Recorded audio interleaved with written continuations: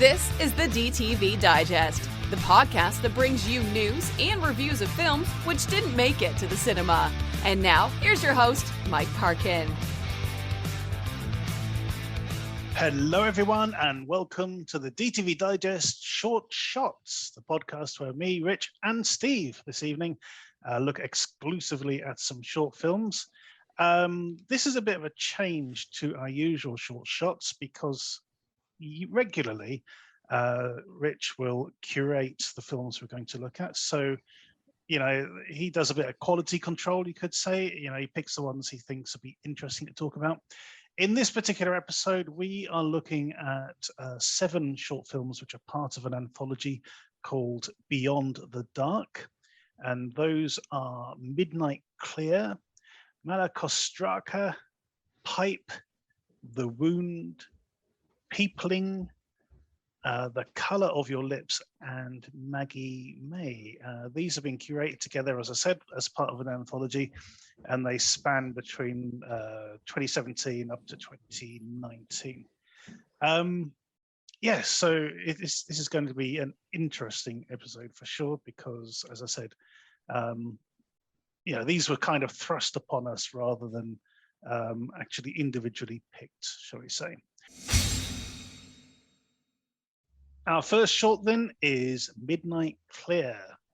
It's Christmas Eve and Dad has decided to allow his children to open their presents early, much to their delight and their mother's terror. I quite like this one. Interesting setup. And, you know, you're not quite sure what's going on, but you're pretty sure something horrible's going on, mainly because of the way the wife looks. Absolutely terrified, you know, sort of mascara all running down her face, etc., etc. The kids are totally oblivious to it all. Very chintzy kind of look to it, you know. They've just gone to town with the tinsel and the colouring and everything. But yeah, this was pretty enjoyable in a sort of very nihilistic way. Steve, what do you make of this one? Yeah, it wasn't too bad, this one. Yeah, like you said, you know, there's something definitely not quite right, and it's going through, and you know, the father's so OTT with everything, and you know, going crazy about everything, and you've got the somber mother, and the kids are just happy, and then you get that like twist at the end, which I thought kind of came out of nowhere, but in a good way. Yeah, you know, it wasn't kind of expected, really, the way it goes, but yeah, it's very, very grim, obviously. But yeah, I enjoyed this one. It was different, you know. Yeah, Rich. I mean, this has got a good sort of setup. You know, it does sort of point you in one direction, and then at the last minute, sort of basically heads off at a tangent, doesn't it? You know, you kind of think you know where it's heading, but then it suddenly changes, and you know, certain characters become a little bit more sympathetic. Yeah, it's very Shyamalan in that respect. True. That sort of taking that sort of, it sets it up as one thing and then kind of, you know, goes in, as you say, goes in that different direction. I really like the whole film, but the production design, the way it's shot, you know, it's got that really sharp amber kind of lighting to the whole thing. Very, very, you know, the way that the characters are framed, like the mother, and you know, the way she's looking and the expressions on her face. You know, there's some great. I mean, you only have to go to the IMDb to look to the stills that they've got on there to get a taste of the quality of look of the film. It's 7 minutes. It's got as you say, it's got that nice sort of intro setup and a proper conclusion as well. So it satisfies me in that respect. The performances I thought were excellent from the. It's a family, so it's a married couple and their 2 children. Alone in the house. That's basically it. You know, that's what they're working with in this sort of situation. There's no other scenes outside of that. It's all taking place within the same evening. I think there's a couple of couple of different rooms they use, but that's about it, if I recall correctly. And the what was I also going to say? Yeah, I just thought I really liked how mysterious and intriguing it was, you know, and when you weren't quite sure what was happening, when you had a feeling what it was, and then actually it's something completely different, really. Yeah, it's interesting because I recently just watched the film Held, which we were covering on the X-Men show, and I think that influenced how I saw this film. You know, my I can definitely see that. Yeah. In that particular film, there's like a promotional video that one of the characters watches, and you see the way the women act in that particular video. And that sort of really put me in mind of, you know, or this film put me in mind of that, I should say. So yeah, I was kind of relieved that it didn't go down that route, you know, that it came up with something relatively original, really. Certainly not something I'd seen for quite a while. It's an interesting comparison between that film and this, because yes, because they do both play with those kind of domestic violence kind of situations and expectations of what you think is happening, and do something, you know, quite different in terms of, you know, trying to pull the rug out from under you. Absolutely. But yeah, so this is I mean, yeah, we'll get onto that film in the DTV Digest. Short, if people haven't heard that yet, go and listen, and it's out. Go and listen to that. That yeah. So this one was, it's only 7 minutes. It's from 2017, and it was originally, well, not necessarily originally, but previously released on the Alter YouTube channel, from which it's still available. But it's also, as you say, been curated to be part of this compilation series, Beyond the Dark. Yep. Okay, so that is that one. We're not scoring the shorts, but we'll put a link in the footnotes.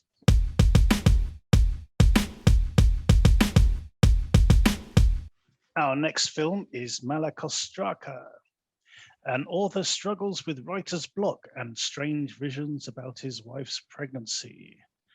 Very avant-garde, this one, the way it's shot. Lots of saturated colors in the early scenes.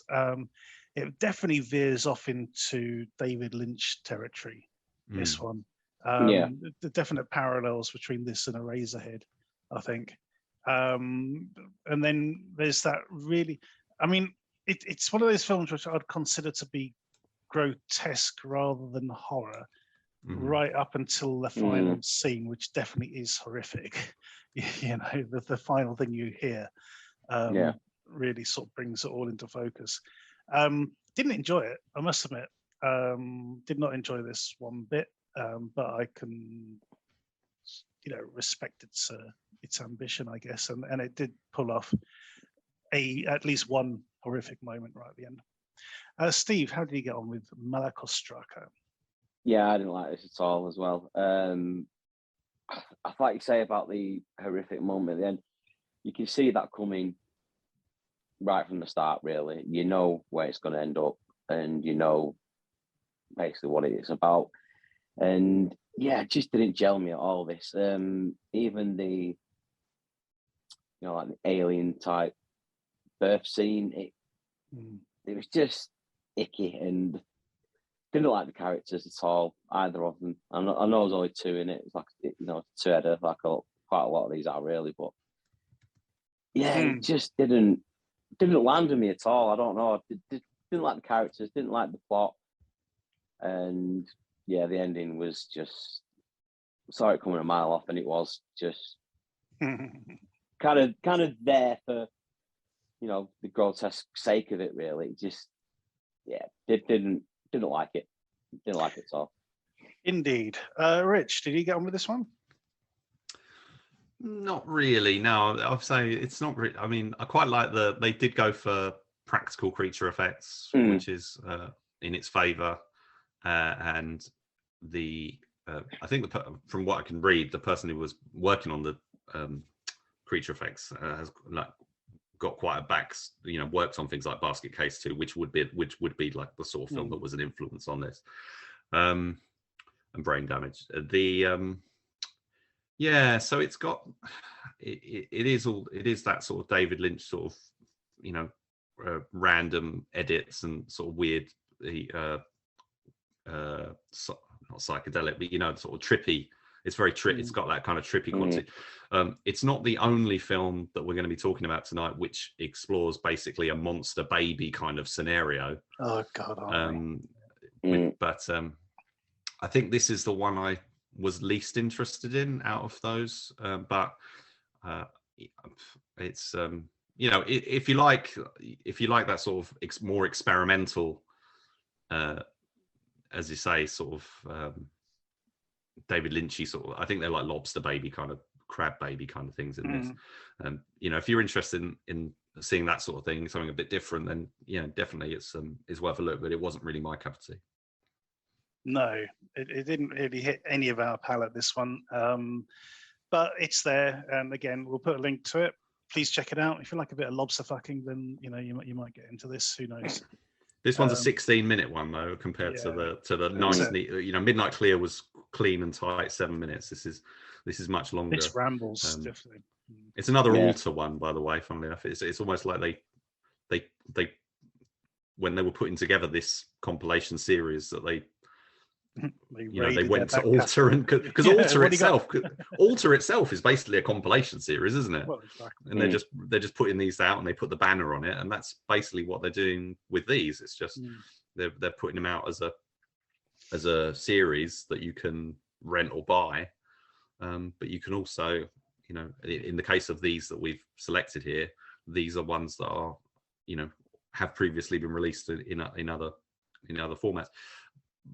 I'm just going to digress slightly, because I just wanted to mention that the series is called Beyond the Dark, and it's got a poster image that implies a lot of horror. But there's a lot about this that isn't horror, or isn't pure horror, at least. I mean, I thought it was quite interesting that the first film that they picked to lead the series, the first episode, as they call it, it's all about time travel, is The Speed of Time, which is a comedy. Yeah. There's not a hint of horror or anything in it. It's very light-hearted. So I just thought that doesn't really fit. That was a bit strange. I mean, all the ones we're going to be talking about tonight, you know, will continue to sort of fit into that kind of theme. But the series is kind of a bit unusual in the respect that, yeah, it's sort of wrong foot. If you were watching the series, you'd be wrong-footed from the start. But yeah, I just wanted to mention that as an aside. Yeah, indeed. So that is MALACOSTRACA. As I said, we'll put a link in the footnotes. Go check it out.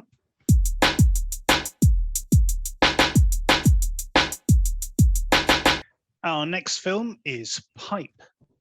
In a post-apocalyptic wasteland, a young girl happens upon a female corpse and decides she should have a proper burial. Yes, we're on much firmer footing here, not least because this stars Zoe Bell. It's got a nice little bit of action, very nihilistic in its approach. You know, very sort of, it captures that sort of post-apocalyptic Old West kind of aesthetic, you know, and I totally dug this, I must admit. Steve, Pipe, what do you think? Yeah, I enjoyed this one, and you know, it was more of a twist to it than I was kind of expecting. I was kind of just expecting a bit of a, you know, post-apocalyptic fight scene, which you get in some shots, you know. But there was quite a decent couple of, you know, turns and twists and stuff, which I actually thought made it really enjoyable. You know, Zoe Bell's doing the usual thing, you know, kicking ass and taking names and stuff. And I also enjoyed the performance of the little girl. Well, girl, the pup, I think. And a dad as well. He was just a little bit of a wet lettuce, really. But also the like the bad girl, Bliss. Yeah. I thought she was actually pretty good. But it was more the twists and the turns that came with it. Sure. that made it stand out from some of the others. You know what I mean?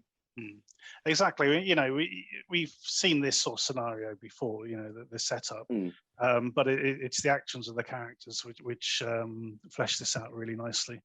Yeah. Yeah, Rich, what do you make of Pipe? Yeah, I really liked it, and not for just the obvious reason of we get some really nicely done action in one of the moments. It is a kind of, as you say, post-apocalyptic Western kind of setup. Zoe Bell's character is essentially a woman with no name kind of character, and she's in possession of this particular pipe, which is literal pipe of the title. But yeah, it's the young girl who's the main protagonist, and it's sort of, she's, you know, scavenging and whatnot in this wasteland. But yeah, it was it could have been like, I mean, this would work actually very well in a double bill with something like Oasis that we covered some time ago, David Wayne Smith's film, which doesn't really have, I don't think that's got any dialogue, or if it does, it's very minimal. No. But that's kind of a sort of a setup of a scenario, very visually led, and you know, there's a fight scene and stuff in that. But in this one, yeah, you got full on dialogue scenes. You know, it's like quite a few minutes. The film's 12 minutes, but a lot of it is character development, which is welcome. We've got this.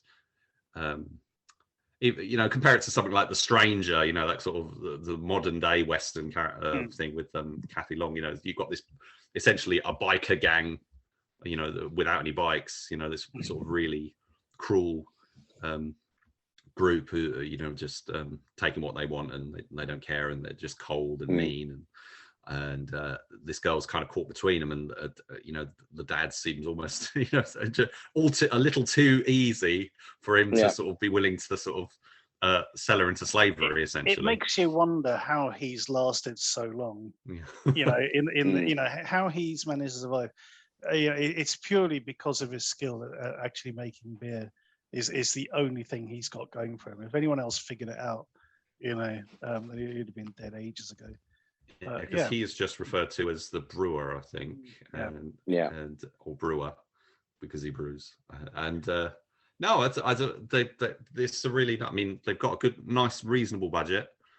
It's quite a poetically, again, like Oasis, it's quite a poetically shot kind of film. You know, it's kind of all, you know, you've got this very slow lead in, you know, where what is thought to be a corpse is discovered, and sort of dragging it across the ground, trying to get it back to the little shack sort of hut where they live, and then it sort of turns, you know, it sort of confounds it, challenges your expectation. You think, oh, I'm in for a little like really dull sort of arty film here, and then suddenly, boom, you know, you get this incredible action, and then boom, you get this like unexpected turn of events. You know, it's not doesn't pan out quite like you expected. So it's 12 minutes well spent, and very, you know, it's directed by Max Isaacson, whose career I will be observing from now on. Definitely. I just want to double check something about Zoe Bell, because I did hear that she was looking to turn a short into a feature that she was in. I wasn't sure if it was this one or not. Okay. You could, but you'd have to do some stuff to so but yeah, this Max Isaacson, the films he makes, I think he does a lot with under a banner called Fun Size Horror. And I think there's another Fun Size Horror one in the Beyond the Dark section, but there's a whole he's done quite a few films that are, I think some, if not all of them, are available on either YouTube or Vimeo. This particular one, prior to being released in the Beyond the Dark series, is on Vimeo. Yep, and we shall put a link in the footnotes.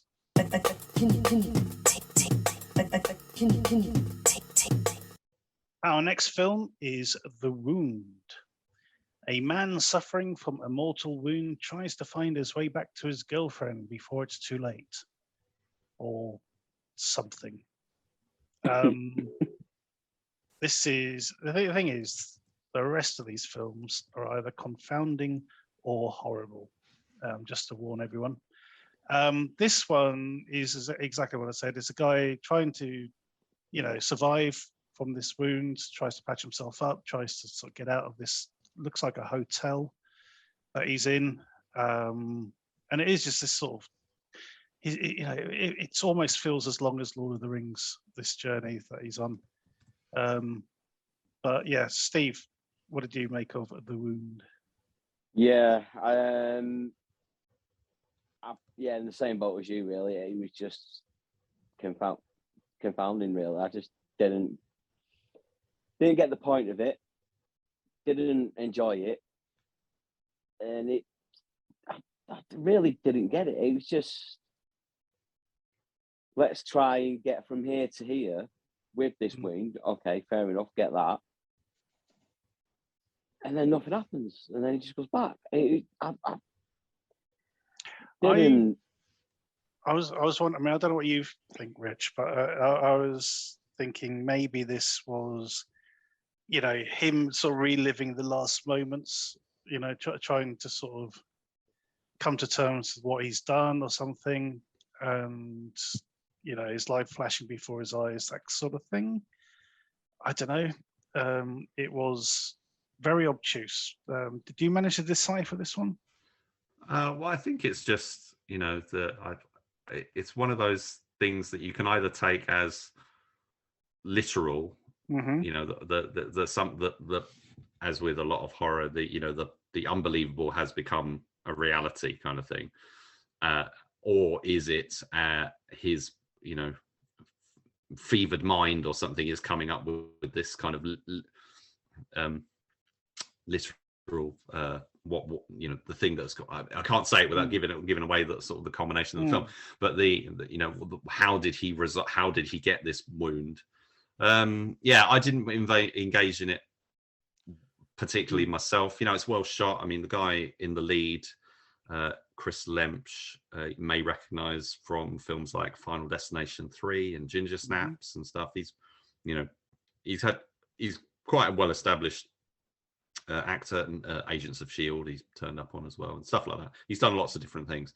So, they've drawn in an actor of a reasonable caliber for this film. They've shot it really nicely. But is it satisfying as a film experience? And sort of like, am I like, overtaken by the turn of events at the end, and the point that the film's perhaps trying to make during its 9 minutes? Sadly not. No, it's I was as perplexed by the ending as I was by the beginning. There was nothing in this that sort of made any sense whatsoever.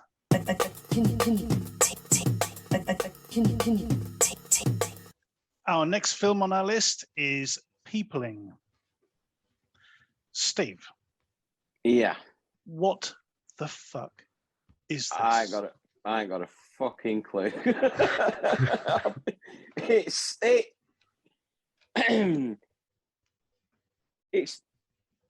the next door neighbour's mum from Honey, I Shrunk the Kids, with like a Canadian version of Julian Barrett from The Mighty Boosh. And I really don't get it. It's off its absolute tits. It's just, I haven't seen the Greasy Strangler, but is this a kind of Greasy Strangler kind of no, okay. No, the Greasy Strangler at least had some semblance of a plot and character development. This is the visual equivalent of someone scraping their nails down a blackboard. For me, I absolutely, I hated myself for watching it. I was actually angry that I was sitting through it. It turned my stomach. What this is, just the screeching and screaming of the characters. There's this sort of seriously bad Arrested Development. It reminded me of, The Big Bang Theory. You're going to say Howard's mum, aren't you? I'm going to say Howard and Howard's mum, the pair of them. Yeah. It was this, that was what it was, but turned up to 11. It was unbearable. I don't think I actually finished watching it. So, yeah, this one. To be fair, I thought the effects were quite good. I will give it that. Yes, I will give it that. On the actual little fucking thing, whatever it was. Fuck, they were, yeah.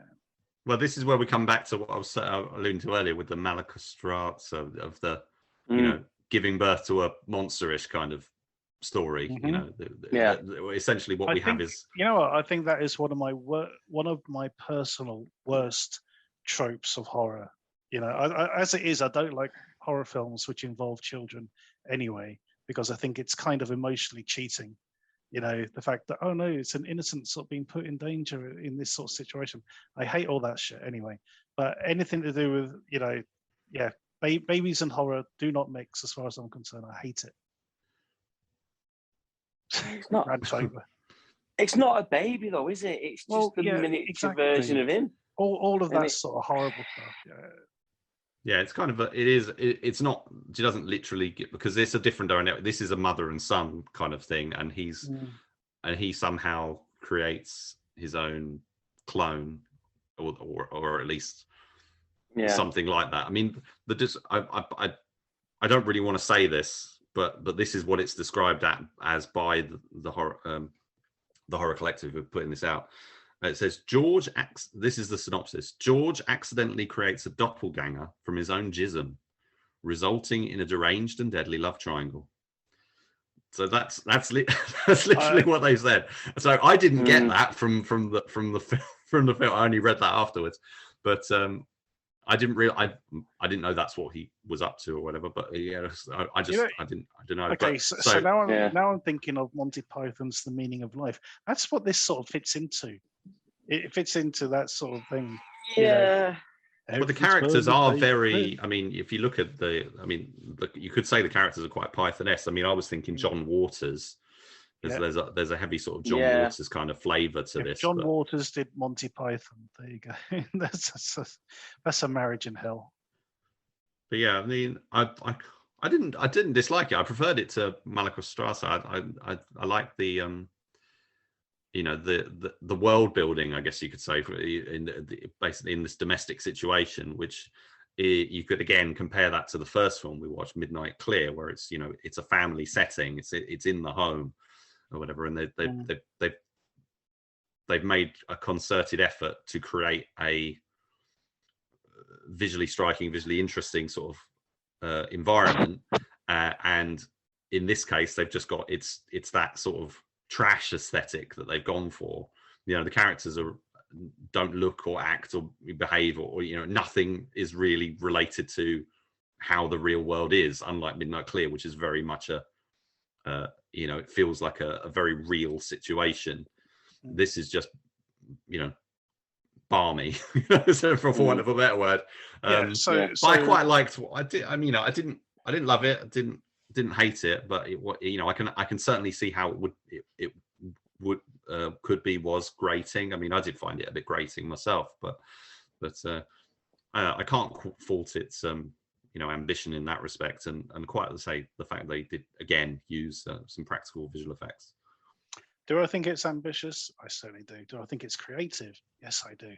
Do I think it's very well made? Yes, I do. And yet I still fucking hated it. Well, isn't that the way it is? Sometimes we love, well-made films. Sometimes we love badly made films, and That's vice true. versa. Right. Does anyone dare say anything else about this film? Nah. Good.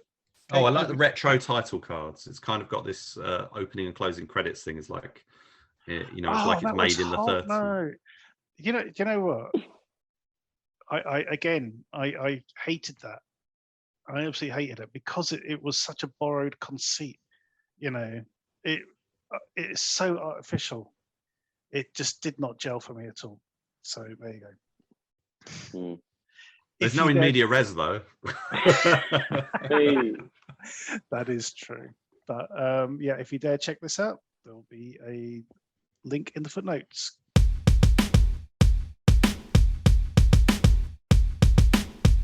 The next film on our list is The Color of Your Lips. A scuba diver surfaces to discover all of Earth's oxygen has disappeared during his dive. Interesting idea, horribly executed. No, come on. Yes, Yeah. it is. It is too long for what they do. Well, they're adapting it into a feature. Jesus. Oh, So, okay, interesting idea. So, scuba diver comes up. He just happens to have the equipment necessary to survive, at least for a little while, until his oxygen runs out. He meets a young woman who happens to be on a sort of ventilator kind of thing, It's got oxygen mask. Oxygen tank, yeah. And, the two of them try to find other survivors. Again, it's got some interesting ideas. It's a very interesting premise. But I don't know, I just did not gel with it at all. I thought it was really bizarre where it was shot, the locations they used. Why was this guy why was this guy scuba diving in a river next to a building site? It is very, All very will be explained in the feature film version, I'm sure. I'm sure. But although I don't think that was necessarily the intention. It's a Canadian film. And I think there's an element of artistry and artfulness, similar to some of the other films we've talked about. It's not necessarily I think this is kind of a film that's kind of halfway between reality and complete fantasy. You've got those sort of conceits and stuff that like you've mentioned, and the film that came to mind was the I can't remember what the original title was, but New World Order. The film I hated, which was the set in the future, run by robots and whatever, and they can't speak basically.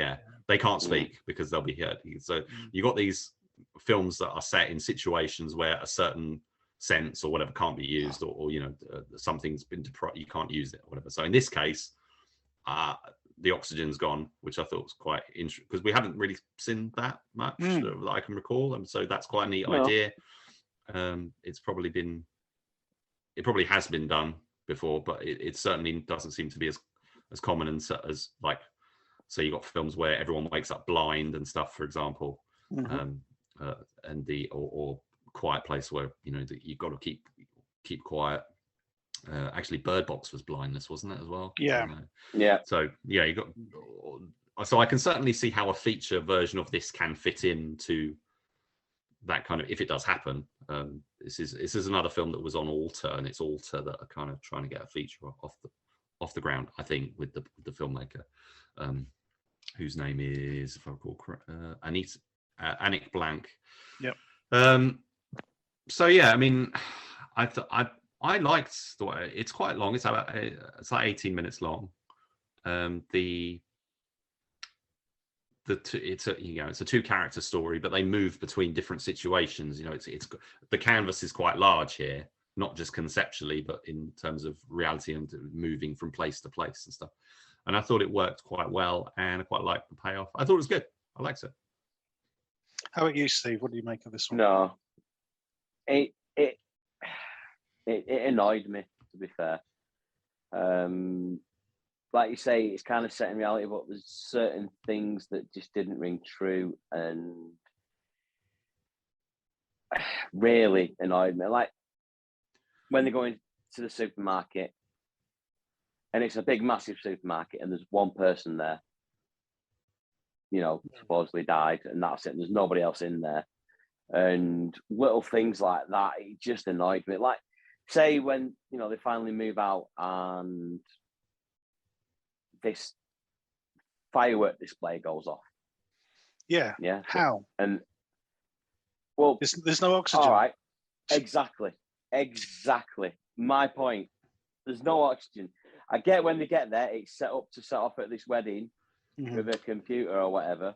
You guys and your science. No, but that's what I mean, though. It's just little things like that all the way through that just don't ring true. You know, like wherever they go, there's nobody. You know, all these people, the whole world will have supposedly should have died. You know, there should be, I don't know, planes falling out the sky, cars crashing into everything. If everyone's just literally died, and there's nothing like that. I mean, obviously, maybe like budget constraints or something like that. I don't know, but it just doesn't ring true, and it just. And again, you know what's going to happen at the end because there's no other way it can go. Yeah, I mean, they picked the one sort of apocalyptic scenario where everyone's going to be limited.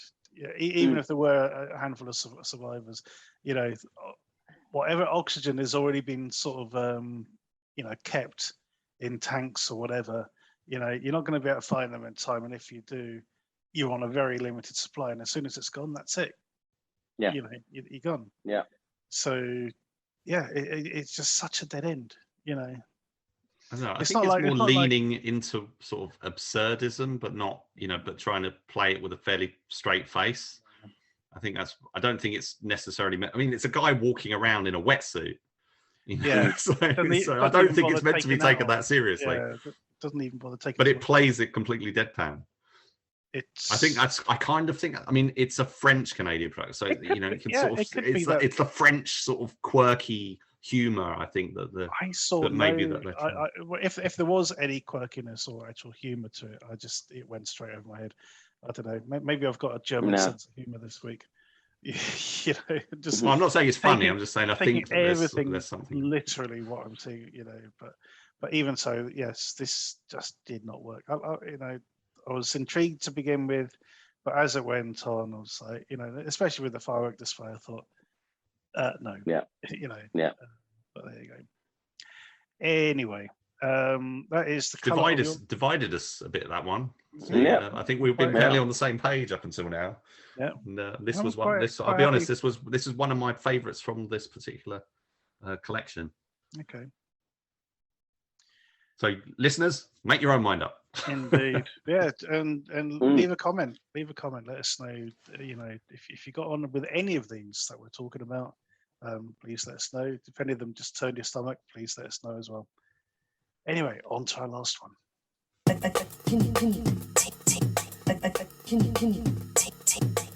And our last film is Maggie May. I believe this is Australian, guys. Sure sounded it. I think you're right. Yeah. Did. In this one, a woman offers to help out after a funeral and soon comes to regret her decision. Okay, this is well made. But this had, oh God, I wanted to slip my wrists watching this one. I shouldn't really say that, but Jesus Christ. It does play into some of those tropes that you were mentioning earlier that you don't really like. Oh God. There's a particular character in this who at first you just sort of go, huh, but then it actually sinks in.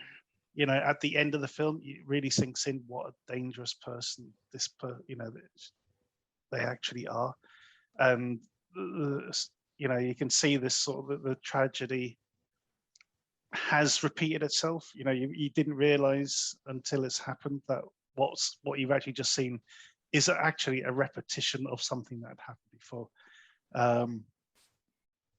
Brilliant special effects in this, but oh my God, if you're suffering from depression or anything like that, please do not watch this film.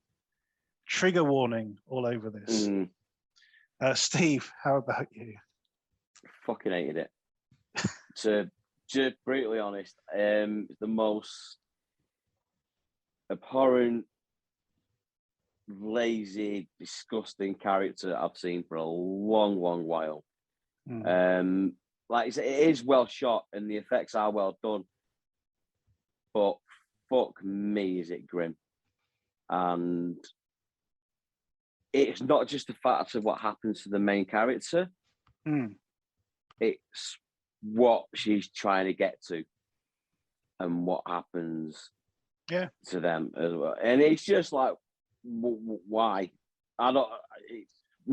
What on earth possessed you to make this film?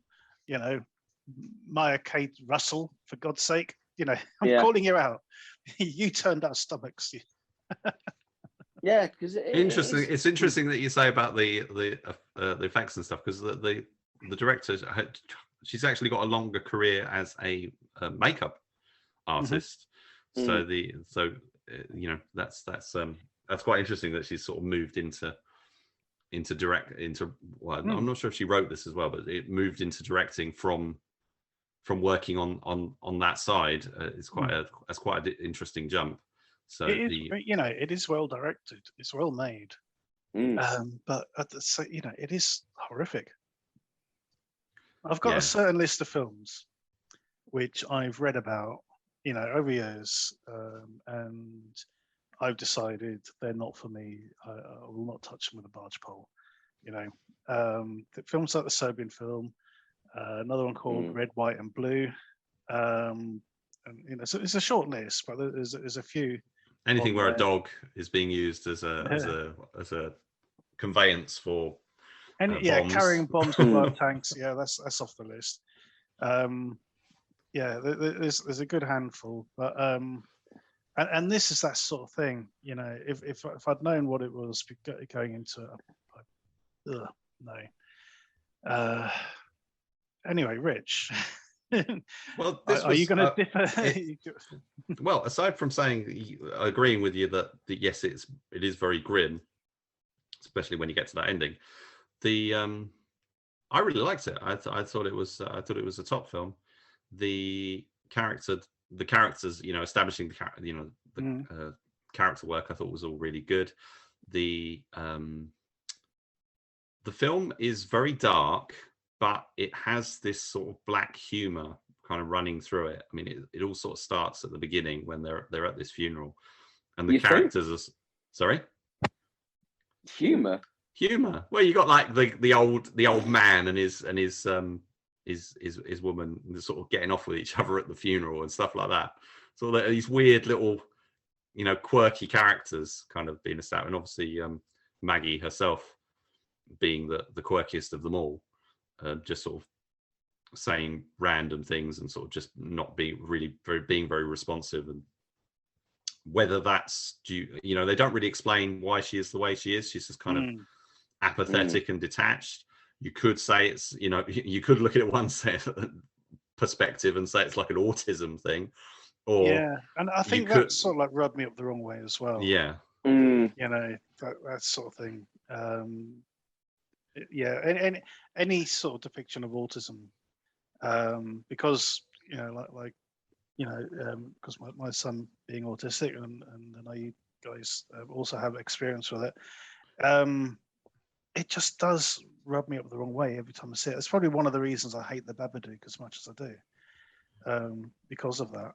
But yeah, it just doesn't sort of get me, unfortunately. Well, I don't know if that's what they were. I think you can certainly read it that way. It's a very easy reading to make. And I think you know, if you know, if you do read it that way, then I think there's a sort of subconscious anger that comes with it, because you know, obviously the if that is the situation, then obviously the health system and some mental health system has failed that particular family, or they haven't taken it seriously. You know, there's all of that just in the background, and you know, you think, this all could be avoided, but yeah, there's a lot of baggage that comes with this film. Yeah, the dad character who I was alluding to is sort of getting off with his woman. He was in the short film Troll Bridge, which we watched. Cohen the Barbarian. Yeah, he was in that, and I think he was. I'm not sure if he was in Two Heads Creek. He was in Two Heads Creek as well. Yeah, so cool. I did quite. I don't know him, but I sort of recognised him, and I'd quite like seeing him. He's only in it very briefly, but say there's this. The character, it sort of goes to a front. So you've got Katrina Mathers as Sam. She's essentially the main character. She's Maggie's sister. She's not playing it comedic at all. There's nothing sort of exaggerated or fantastical about her performance. She's straight down the line, whereas Maggie is very sort of like got this cartoonish sort of qualities to her, where she's almost like, you know, like a sitcom character, like a slobby sitcom character, basically, but like to the ultimate degree. But I mean, one of the things I loved about it was that there's just this moment that happens, the turning point, basically happens earlier than I expected it to, actually. And it's just such a, oh, Jesus Christ kind of sequence. It just really took me by surprise. I thought it was very well executed. And then from that, you've got the continuation of that particular thing with the prosthetic and makeup effects and whatever that was. So, and I thought that was all well done, and the drawing of the character and the contrast between, you know, Maggie's utter detachment, but then doing these other things like, you know, sobbing to herself silly in front of a soap opera or stuff like that. But which again is that sort of weird, what the things, you know, she's disconnected from reality, but she's connected to these other things like social media and stuff that seem to be more important to her. There's a lot of weird stuff, you know, going on in there, however the character is meant to be read. But it's how long is it? About let me just double 11 minutes, I think. Length. Yeah, so 13 minutes long. It is, it's, for me, I thought it was really worth the watch, but it is very harrowing by the time you get to the end. So you've got to kind of steel yourself a little bit for it, I think.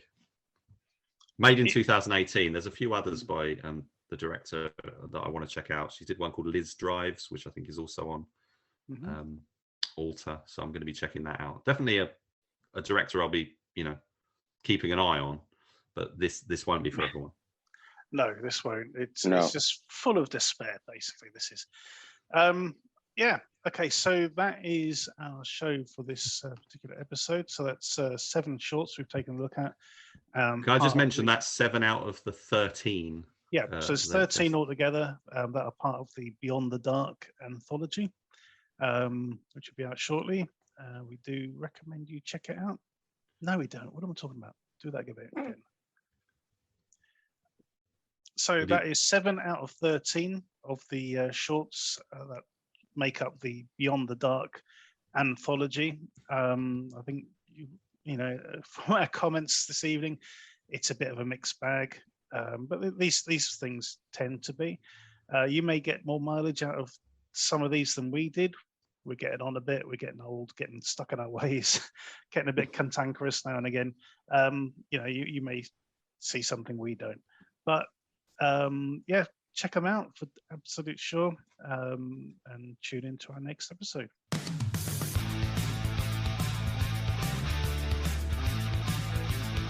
Thank you for listening to the DTV Digest. Let us know your thoughts in the comments and tune in again next time.